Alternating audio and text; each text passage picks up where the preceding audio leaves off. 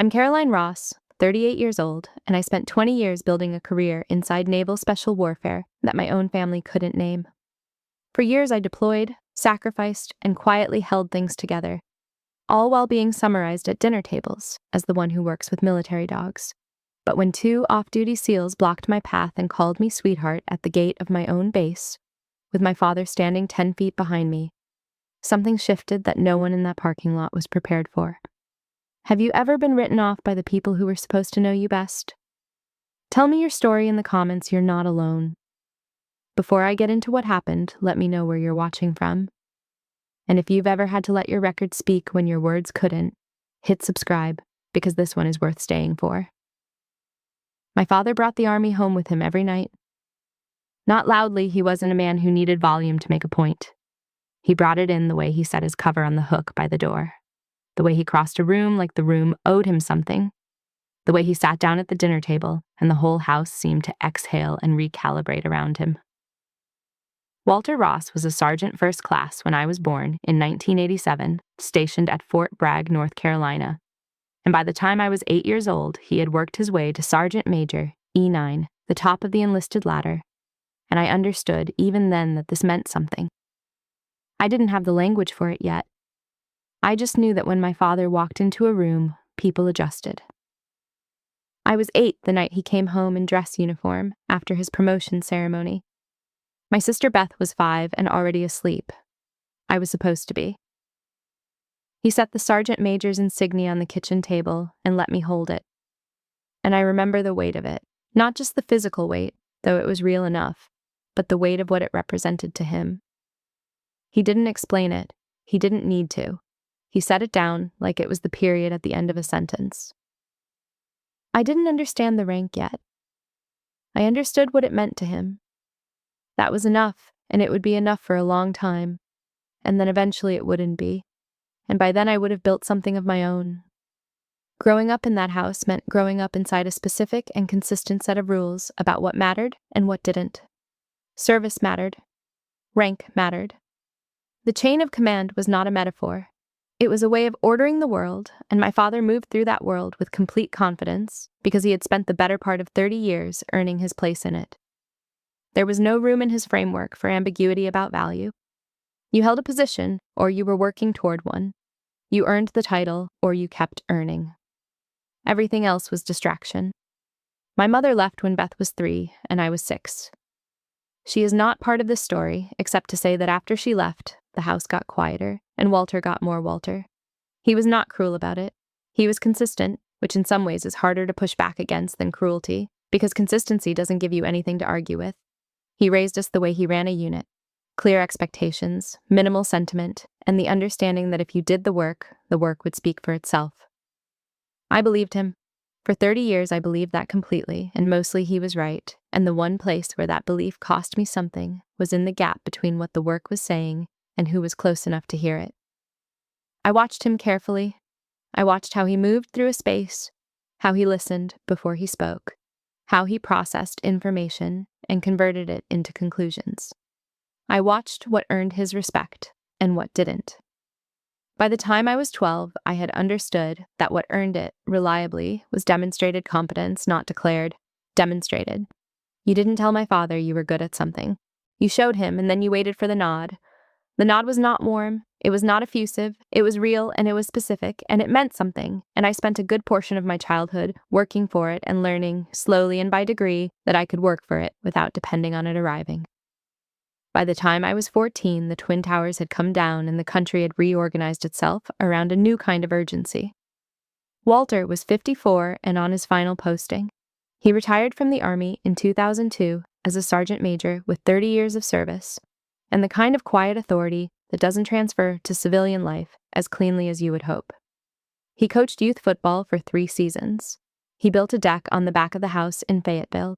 He developed strong, settled opinions about the VA system and about the other branches of the military, each of which he had evaluated against his own standard and found, in various ways, different. Not inferior, necessarily, just different. The Navy he considered competent but foreign to his experience, and foreign was not a compliment in his vocabulary, not quite. It was just the word he reached for when something worked in a way he hadn't personally verified. I was 18 in 2005. I had already decided I was going to enlist. I had been deciding it for 2 years, the way you decide things when you have watched one person do one thing with total conviction for your entire conscious life. You either reject it or you walk toward it, and I walked toward it. What I had also decided, without announcing, was that I was going to enlist on my own terms, not as an officer. As an E1, a seaman recruit, bottom of the enlisted ladder in a branch my father considered foreign. I had researched the Master at Arms rating and the K9 specialty attached to it, and I had spoken to a recruiter twice. And I had made the decision before I told anyone in my family. I told Walter the night of my high school graduation. We were sitting at the kitchen table in Fayetteville, just the two of us, Beth 15, and in her room, the rest of the house quiet in the specific way that houses are quiet after a day that was supposed to mean something. I told him I had enlisted in the Navy as a seaman recruit and that I had requested the Master at Arms rating with a K9 specialty. I told him the ship date was in June. He was quiet for a moment, then he said, "The Navy." Not a question, not a congratulation. Just the word, sitting between us on the table, like something he was deciding how to categorize. He said it the way you say the name of a town you have driven through and don't plan to revisit. I said yes. He told me to make sure I kept my finances straight because the enlisted pay at E1 was not going to give me much margin. That was the whole conversation. I understood what he hadn't said. He had expected officer. He had mapped, somewhere in his head, without telling me, a path that started with commission and ended with brass, and I had taken a different road without consulting the map. He didn't debate it. Walter Ross did not debate decisions already made. He filed it, and he moved forward, and so did I. That was our agreement, always unspoken, always intact. We both moved forward. I left for Recruit Training Command Great Lakes in June of 2005. I was 18 years old, and the first 6 weeks changed something in me that I still carry. I graduated and moved to Master at Arms A School and then to the Joint K9 training facility at Lackland Air Force Base in Texas, where I spent 8 months learning what it actually meant to work with a military working dog in a serious operational context. These animals were not tools. They were not pets. They were partners, and you earned their trust the same way you earned anything worth having, through consistency, through showing up the same way every day, through never asking them for something you hadn't prepared them for. By 2007, I had my seaman rating, E3, and my K9 handler certification.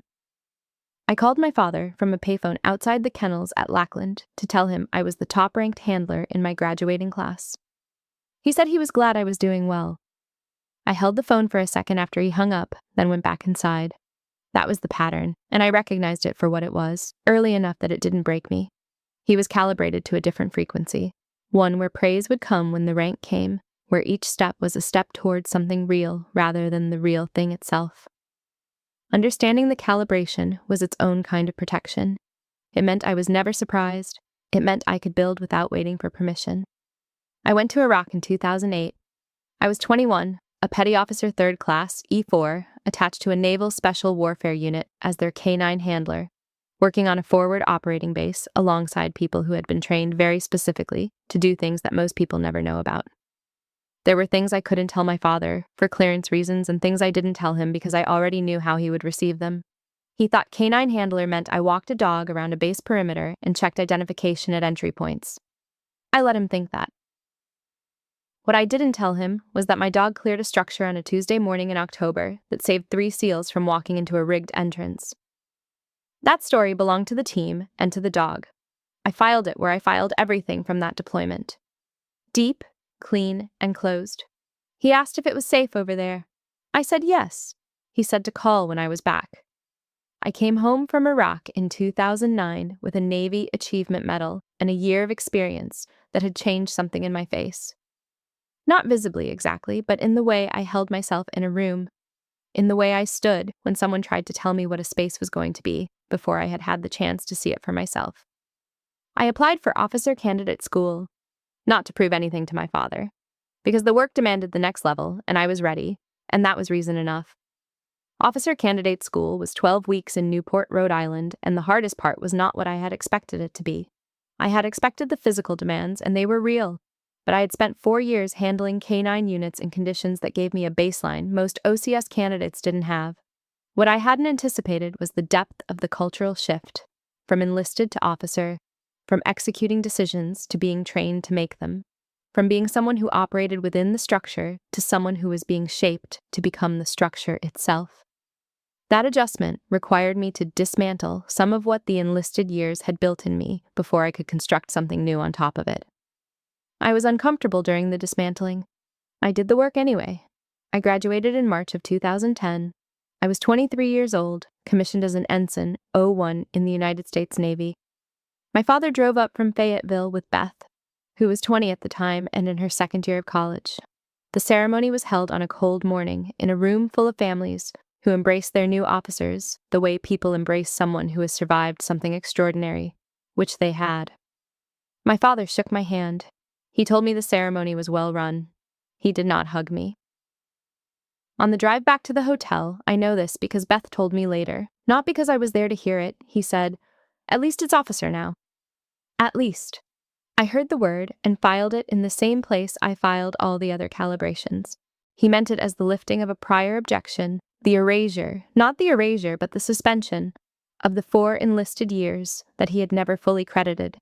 He had moved his marker, and the marker now said officer, and so the conversation about why I had started where I started could be considered closed.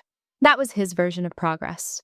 I understood the version, even if I didn't share it, and I let it be what it was without asking it to be something else, because I had work to do, and the work didn't require his framework to proceed.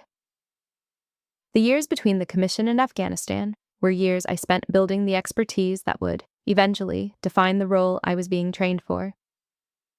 I was redesignated as a support officer for Naval Special Warfare K-9 operations. The overlap between my enlisted experience and my new commission making me, in a relatively specialized way, exactly what the program needed. I was assigned to N.S. Indali's Group 1. I attended advanced K-9 training alongside the handlers. I wrote detailed operational assessments for the program's leadership about placement methodology and certification gaps. I was 23 and 24 and then 25. And the work was absorbing in the way that good work is absorbing. It did not leave much room for other things, which was fine, because the other things were not pressing. Beth was in the same city as Walter most of this time, finishing her degree and then taking a job in Fayetteville that kept her close to home. She and I talked on the phone when schedules allowed, which was not often. The conversations were warm but shallow, in the way that conversations are shallow when two people have grown apart through geography and circumstance rather than intention. She asked how I was doing. I said fine. She said she was fine too. We asked about mutual acquaintances. We ended the calls having said almost nothing of substance, and neither of us registered this as unusual because it was simply the rhythm we had settled into without deciding to. What I noticed across those calls was that Beth had acquired Walter's language for my career without acquiring any additional detail to go with it. "The Navy," she would tell people when they asked about her sister. "She works with military dogs." Not wrong. Also not close. I heard it through other people, a cousin who asked if I liked walking dogs all day, a family friend who said it sounded nice, like being outdoors, and I understood that the shorthand had circulated and calcified, and was now, for most people in my family's orbit, the complete picture. I did not correct it. I did not know how to correct it in a way that would survive the translation, so I let it stand. I deployed to Afghanistan in 2012. I was 25 years old, a lieutenant junior grade, '02, managing K-9 operations for a SEAL team across a 14-month rotation. I will not describe the specifics. What I will say is that I lost a dog in the field, not to enemy action, but to a training injury. A cascade failure in a drill that required a call I could have passed up the chain and chose not to because the call was mine to make, and the dog's welfare was mine to protect, and I was not going to hand that decision to someone who hadn't been in that yard for the past 6 months.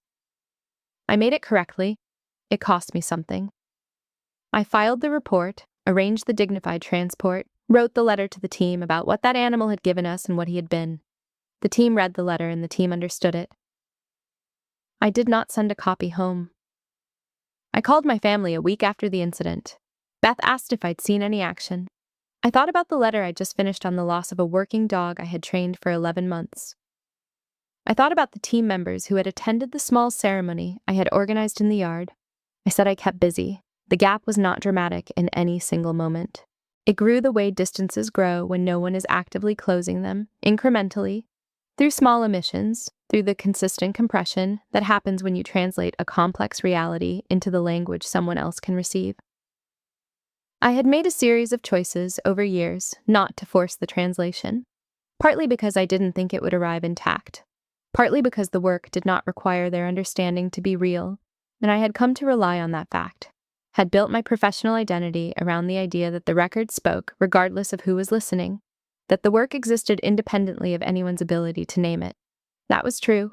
It was also, over time, its own kind of loneliness.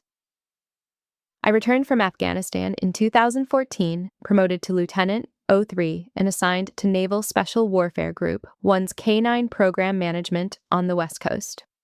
NAB Coronado, San Diego. I unpacked my gear in a studio apartment that smelled like salt air and felt, for the first time in a long time, like I had found the right address. Thanksgiving, 2015. I flew home to Fayetteville. I was 28 years old. Beth had a boyfriend I had not met, a man named Kevin who worked in insurance and asked good questions and seemed genuinely curious about people. Walter had aged in the specific way that former military men age, the precision remaining, the physical economy still present, but with more weight behind each movement, more deliberateness. Dinner was warm, the conversation was careful. Kevin asked what I did. Before I could answer, Beth said, "She works with military dogs." Walter nodded in confirmation. I let it stand. Later that night, I sat in the driveway in my rental car for 10 minutes before going inside. I was not angry. I was tired in a particular way, the tiredness that comes from maintaining a gap you didn't design and can't close cleanly from your side alone. She wasn't wrong. The summary fit in one sentence and left out 15 years of actual content. But it was not a lie, and she had not offered it with any intent to diminish.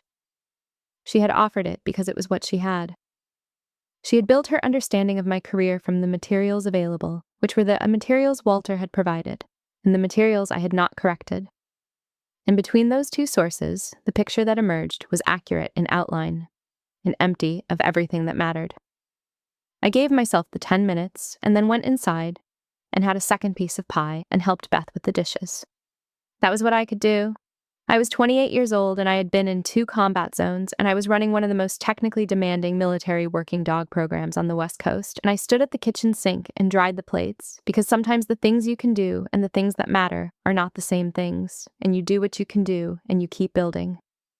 By 2017, I was a lieutenant commander, 04, and I was formally running the K-9 placement and acquisition program for the West Coast SEAL teams.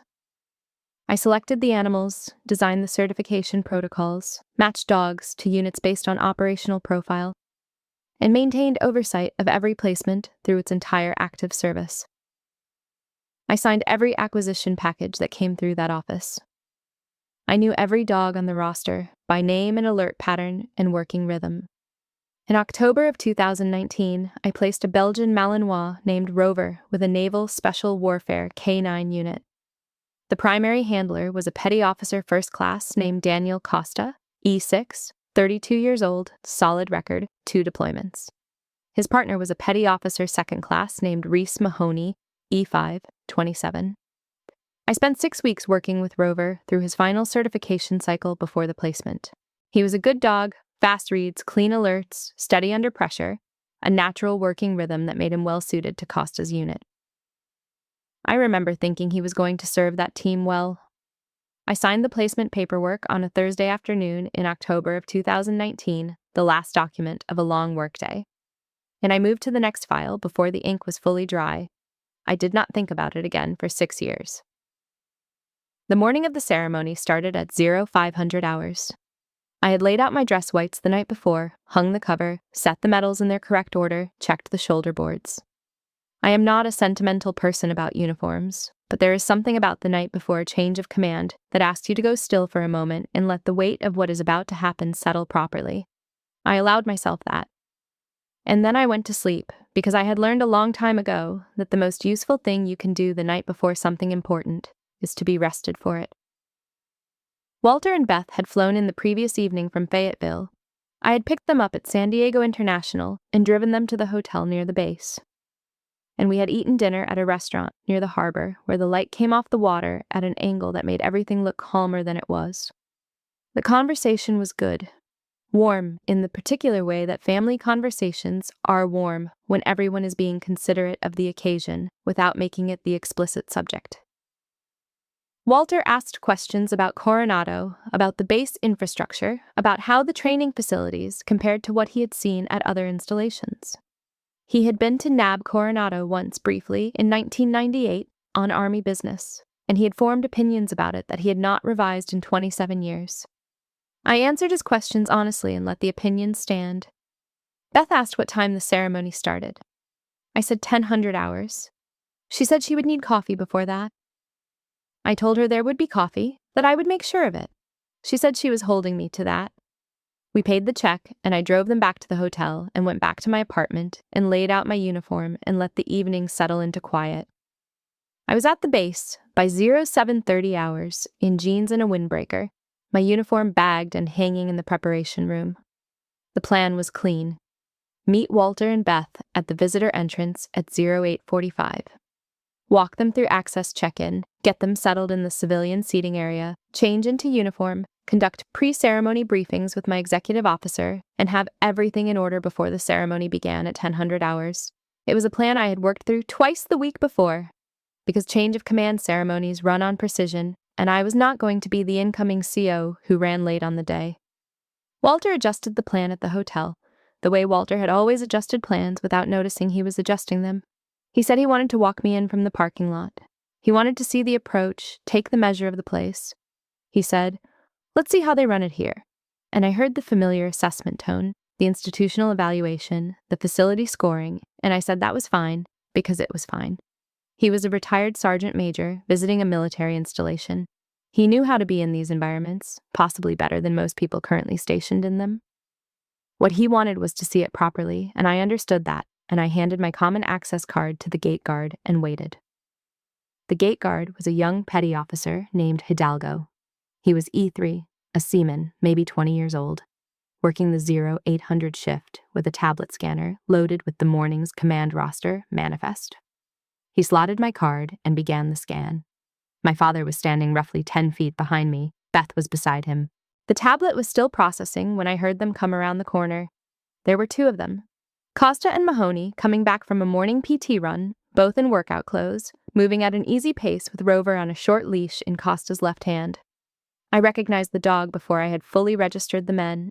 I had spent 6 weeks working with Rover before his placement in 2019, and I knew the way he moved at pace, the particular angle of his head when he was tracking forward. He was focused ahead of him and hadn't looked up yet. Costa and Mahoney were talking to each other, and then they saw me, and Costa slowed. He looked at me, jeans, windbreaker, no rank visible, female, standing at the turnstile, and he moved in front of the gate without breaking stride, the way someone moves to head off an inconvenience they've encountered before. He spoke in the slow, patient voice you use when you're doing someone a favor they didn't know they needed. He said, "Wrong gate, sweetheart, you must be lost." Mahoney grinned. It was the grin of a man who found his partner's confidence entertaining. Behind me, 10 feet back, my father went completely still. Not tense, still. I know the difference. I had been reading him for 38 years.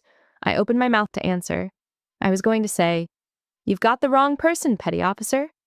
And I had the breath for it, and the moment my voice carried across that space, Rover's head came around like something had pulled it on a wire. Not gradually, immediately. He stopped moving. Costa's arm went taut with the sudden halt, and then the leash went slack because Rover pulled it clean from Costa's grip, and he dropped to his belly and crawled across 8 feet of concrete until his chin came to rest on top of my boot. I heard the leash hit the pavement. That sound, the leash coming free, the small impact of it on the ground, was the first moment I understood what was about to happen. Hidalgo's tablet pinged. The sound was distinct, the confirmation tone from the roster, manifest, completing its check. He looked at the screen, I watched the color leave his face in the 3 seconds it took him to read what the tablet had returned. He stepped forward and said, "Commander, I'm so sorry, ma'am." Costa looked at the dog. He looked at the dog for a full second, at Rover on his belly, chin resting on my boot, completely at ease with his presence. And then he looked at me. And then he looked at the screen in Hidalgo's hand, angled slightly so that anyone standing at the turnstile could read it. Commander Caroline Ross, incoming commanding officer, NSW's K9 detachment. Photo on file. He looked at all 3 things, in that order, and I could see the understanding moving through him the way understanding moves when it has to dismantle something it was certain about before it can reassemble correctly. He knew whose signature was on his unit's last 3 K9 acquisition packages. He knew who had placed Rover with his unit 6 years ago. He knew the name on the screen, and the name on the screen was attached to the person standing in front of him, and the dog who never approached strangers was resting his chin on her boot. The dog knew first. Before the tablet caught up, before Costa's brain finished its reclassification, before my father, standing 10 feet back, had processed what he was witnessing, Rover had already made the identification and acted on it, without ambiguity, without ceremony. I bent down and put my hand on Rover's shoulder, brief, practiced, the same gesture I had used in the certification yard 6 years ago. The gesture that meant, I see you and I know you and the work is good. Then I straightened, I thanked Hidalgo, I moved through the turnstile. I did not look at Costa or Mahoney again. Not because I was performing indifference, I genuinely did not need to look at them. What had needed to happen had happened. The record had spoken, the way I had always believed the record would speak, and the witness had been standing 10 feet behind me the whole time. Walter followed me through the turnstile without speaking. Beth was quiet beside him. The walk from the gate to the building entrance was 30 seconds. Neither of us said anything for all of those 30 seconds, and then we were inside and moving toward the preparation room, and the 30 seconds were behind us. I had spent 20 years building the thing that had just spoken for me. His opinion of the moment was not the point anymore. His opinion was his work to do, and I could feel him beginning to do it. I could feel it in the silence, which was not the silence of a man who had nothing to say, but the silence of a man who was deciding what he was going to say, and how. I had waited 38 years for that silence. I could wait another 2 hours.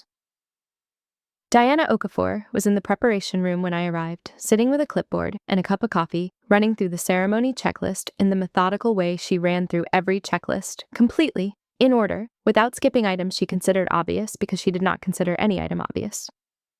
She was my executive officer, a lieutenant commander, 04, 34 years old, and she was the best officer I had served alongside in 15 years of active duty. She had been at the turnstile. She had been standing far enough back that Costa and Mahoney had never registered her presence, and she had watched the entire sequence, the block, the condescension, the leash hitting the pavement, Rover's chin on my boot, Hidalgo's face going white from beginning to end without making a sound. She did not bring it up directly. She knew me well enough to know that bringing it up directly would not be useful right now. What I needed in this room was the ceremony checklist and a clear head, not a debrief of the last 15 minutes. So she said, without looking up from the clipboard, "Costa's going to be standing at attention in that room in 2 hours." I said I knew. She said she was just saying. I told her I knew what she was saying. That was never the point. The point was never what would happen to Costa afterward, whether he would feel the weight of the moment, whether he would approach me at the reception, whether the other sailors in the room would notice his expression when the guidon changed hands and he realized who was holding it. The point was the 4 steps between the parking lot and the turnstile with my father behind me and my card in my hand. The point was the morning I had walked through, exactly as I had walked through every morning of my professional life. Steady, prepared, with nothing to announce or perform. The rest of the day was procedure. Procedure I had prepared for, and that was going to unfold in sequence. What had happened at the gate was the only part of the day that had not been on the schedule. I changed into my dress whites. Diana called the checklist items, and I confirmed each one. The medals were correct, the cover was correct, the shoulder boards, commander's oak leaves on the collar of the dress white uniform, were on straight. I had put on that uniform hundreds of times, and it still required me to stand a certain way, to adjust something in my posture and my face, the way you adjust when you're stepping into the identity that the rank represents rather than the person who goes home at the end of the day. At 0920 hours, Diana told me I had 10 minutes before the pre-ceremony brief. I went to the small anteroom that adjoined the ceremony hall and sat down at the table there and had 11 minutes alone before she came to get me. I thought about my father's face. Not the expression he'd had at the turnstile specifically, though I had cataloged that too. The stillness, the quality of attention that was different from his usual assessment mode. The look of a man encountering something he did not have a category for. I thought about his face as a general thing. I had been reading it for 38 years, and I knew its registers: approval, evaluation, disappointment, satisfaction, the flat neutral he held when he was gathering information before forming a conclusion. I had seen all of those. What I had not seen until this morning was the specific expression that means a person is recalibrating in real time, because what they are seeing does not fit the map they have been using. He was not angry. He was not proud. He was working, and I could see him working, and it was the first time in my adult life that I had watched my father work to understand something I had built, rather than to evaluate something I had reported. I had walked into rooms where I was not expected for 20 years, rooms full of officers who had read my name on a manifest before they had seen my face and had formed a picture that did not match me.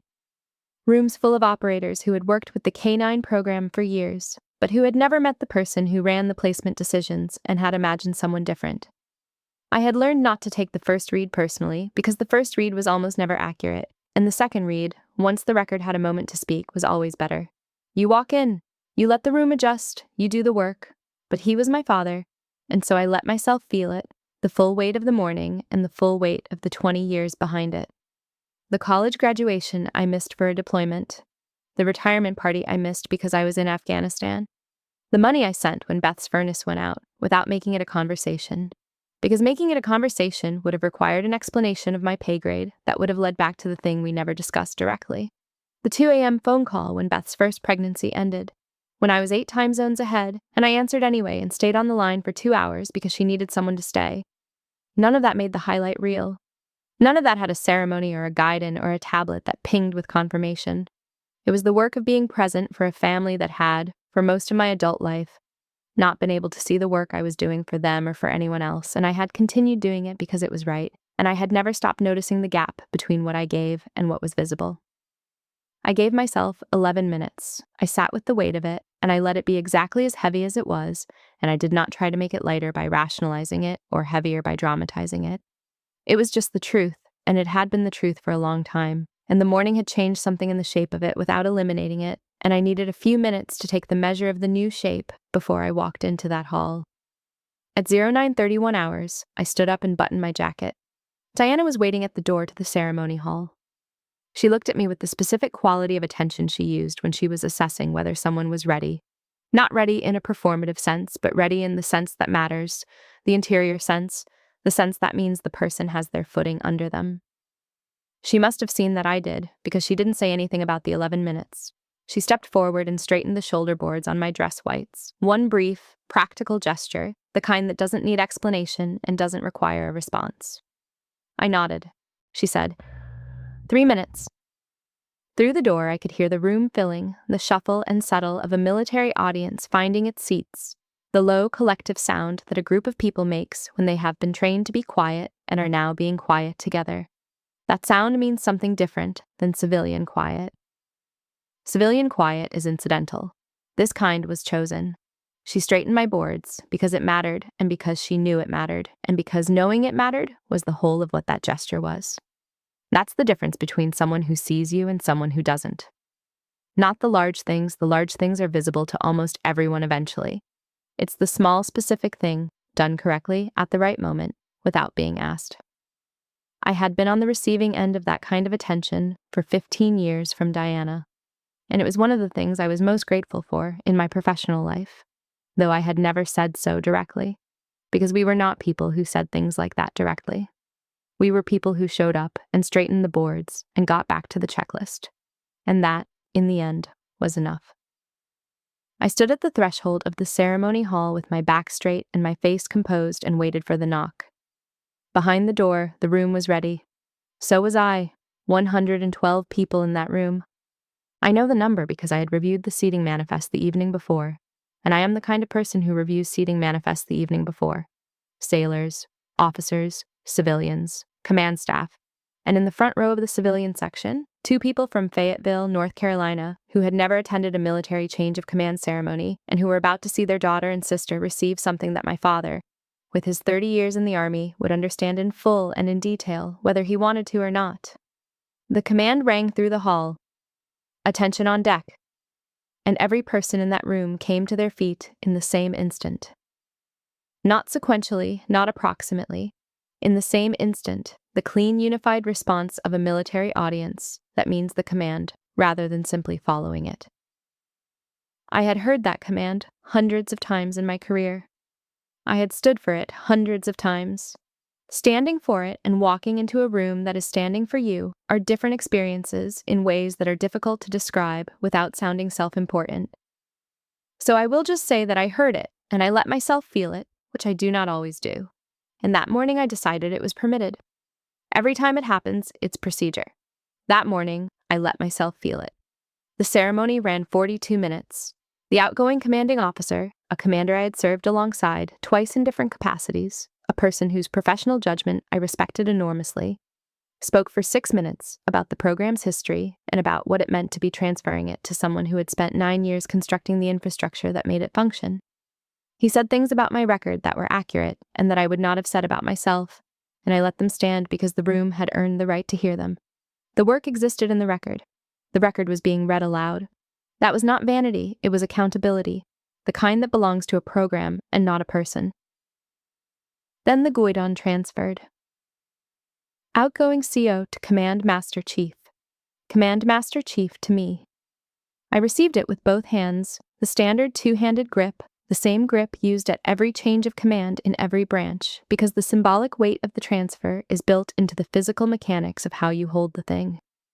And with the flag in my hands, the detachment was mine. A guidon is just a flag. What it means is that every person in that room is now your responsibility. Their training, their conduct, their welfare, their operational readiness. Every placement decision in the program, every acquisition package, every dog on the roster, every handler's certification cycle, every sailor in that hall, including, in the back row on the right side, Petty Officer First Class Daniel Costa and Petty Officer Second Class Reese Mahoney standing at attention in their dress uniforms, looking straight ahead, not at me. I thought about them for exactly 1 second and put them away, because they were now my sailors and there was nothing further to think about until there was something specific to decide. My remarks were 2 minutes. I had written them in a hotel room in February and revised them once, cutting a paragraph that said too much about what the program meant to me personally and not enough about what it required of everyone in it. 2 minutes is short for a change of command speech. I had decided that brevity was the correct choice because I had nothing to perform. I spoke to the mission. I named the program by its correct designation. I spoke to what it demanded from the handlers, from the animals, from the command structure that supported them, and then I said, this program succeeds because the animals trust the handlers, and the handlers trust the mission. My job is to protect both of those things. That's all. And I stepped back from the podium. The room held the quiet that follows a short speech, the specific quality of quiet that means people are listening rather than waiting for their turn. My father was in the front civilian row with his hands folded on his knees and his eyes on me. I know this because I looked at him twice during the ceremony, once when I received the guidon and once at the end of my remarks, and both times he was watching with the full quality of attention he had always reserved for things he considered worth evaluating. The expression on his face was still forming. Something was working its way forward in him from a long way back, and I recognized the movement without being able to name what it would eventually arrive at. 2 minutes. I meant every word. Costa approached during the post-ceremony reception. He was in dress uniform, properly pressed, his cover under his arm. He came to a correct stop in front of me and addressed me by rank. He said, "Commander, I owe you an apology.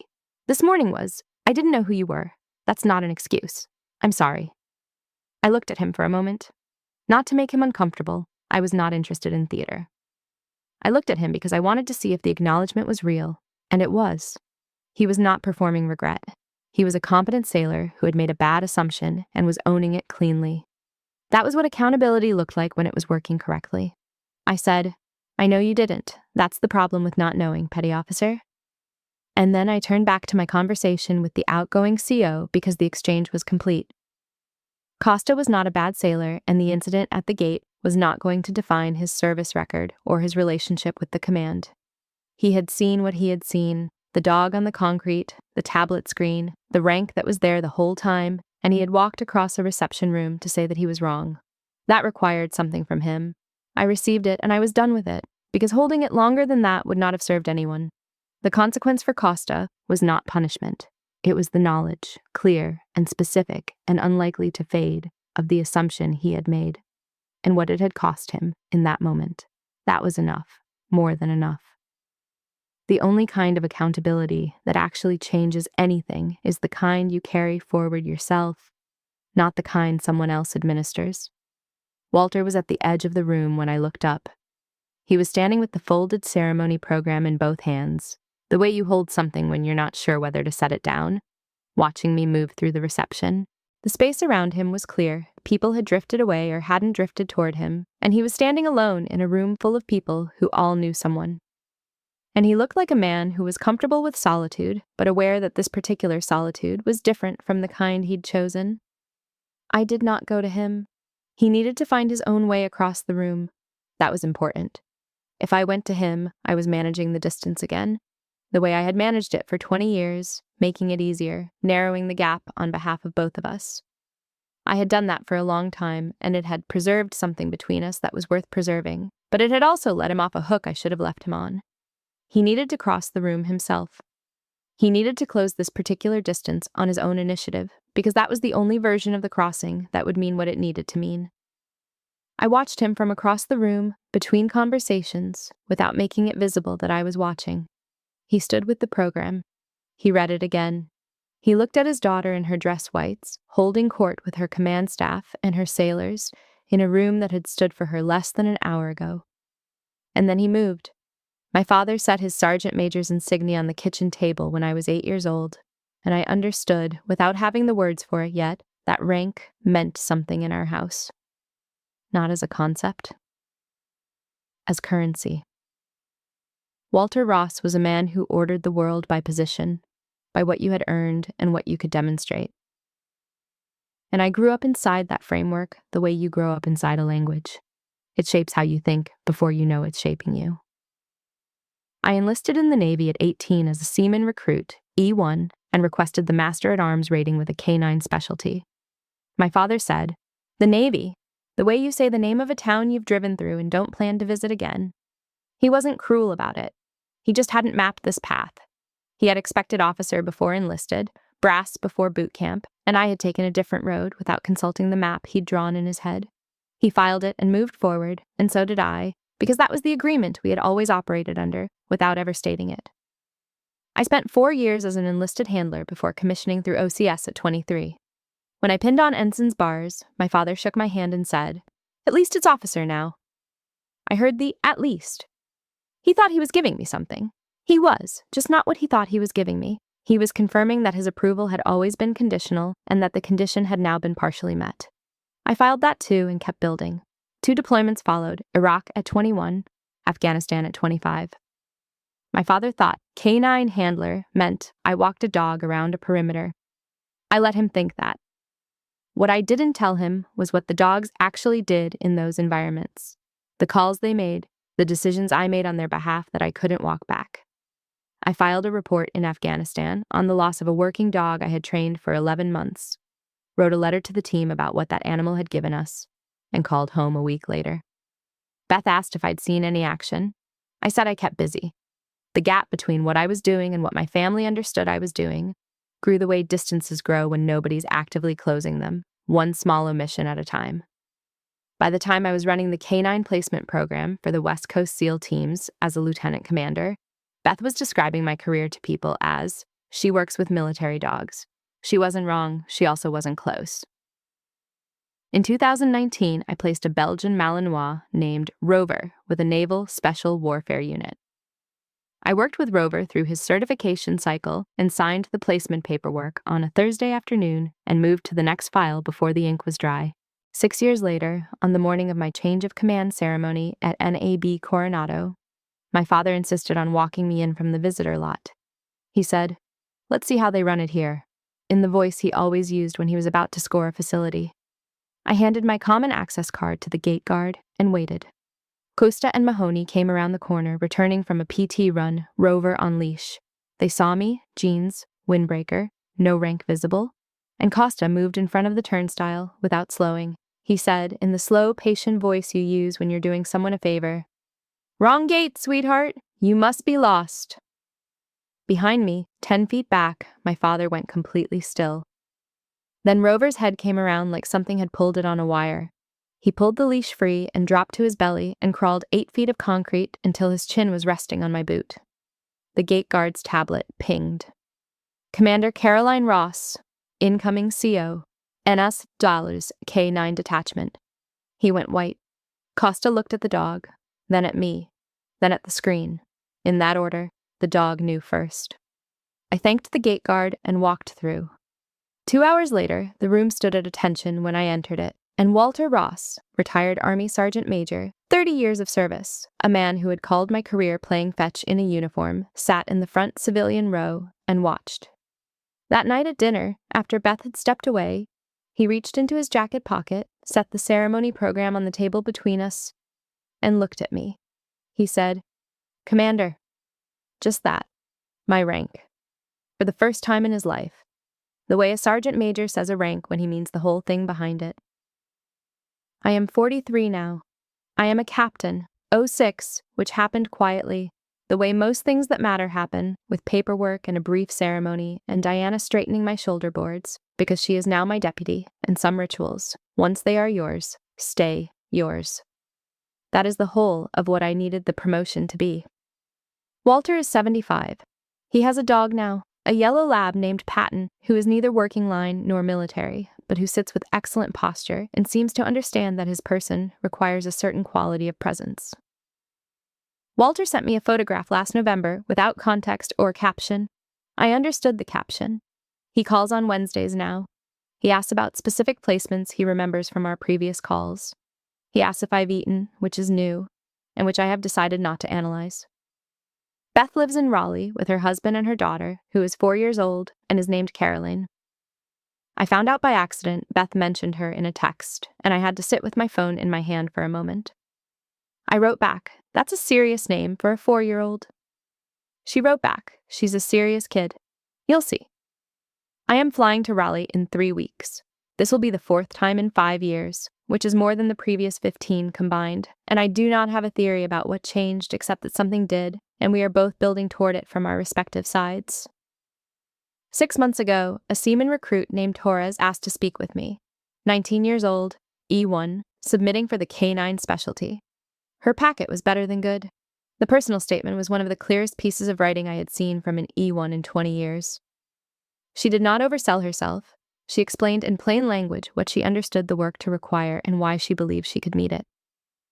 I approved the request, then scheduled a meeting, something I had not done before. She came to my office in the pressed and slightly over-careful way of an E1 reporting to an 06. I told her the packet was strong. She said, "Thank you, ma'am."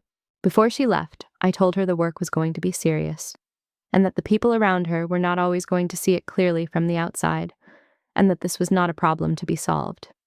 It was a condition to be worked within, and the working within it was part of the job. She listened with the specific attention of someone who understands she is being told something that will matter later, even if she can't fully receive it yet. "I recognize the look," she said. "How do you keep building when nobody's watching?" I thought about a dog crawling across 8 feet of concrete, a ceremony program folded in a jacket pocket, a phone call on a Wednesday for no reason, 6 paragraphs written carefully, a 4-year-old in Raleigh with a serious name. I said, "The record watches, build for the record." She nodded, said thank you, and left. I sat for a moment, then I opened the next file. If this story hit you, I want to hear from you. Drop your answers in the comments. Have you ever been underestimated by someone who should have known better? A parent, a partner, a boss? Was there a moment where the truth finally came out without you having to say a word? And if you've ever stayed quiet and just kept building, what kept you going?